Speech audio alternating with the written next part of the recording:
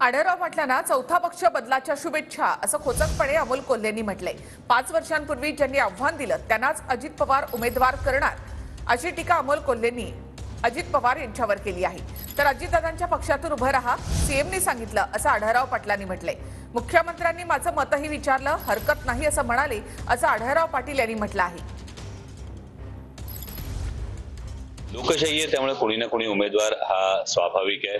म्हणजे 2019 मध्ये शिरूर लोकसभा मतदारसंघामध्ये ज्या वल्गना ऐकायला मिळाल्या होत्या, बराक ओबामा आले तरी काही हरकत नाही किंवा अजितदादांनी समोर उभं राहावं, मला वाटतं हा एक विलक्षण योगायोग आहे की ज्यांना आव्हान दिलं होतं त्यांच्याच पक्षामध्ये आता माजी खासदार जात आहेत।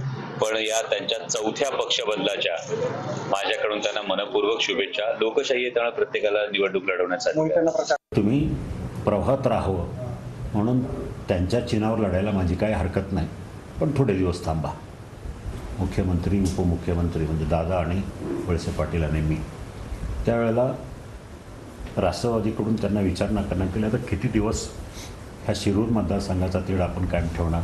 पण मला विचारलं बाबा तुमचा काय याच्यावर प्रतिक्रिया आहे, तुम्हाला काय वाटतं, तुमची चर्चा झाली का यांच्याशी? म्हटलं हो, माझी चर्चा सकारात्मक झाली आहे। मग त्यावर मुख्यमंत्री म्हणाले माझी काही हरकत नाही, तुम्ही तुमचं जे काम चालू आहे ते चालू ठेवा।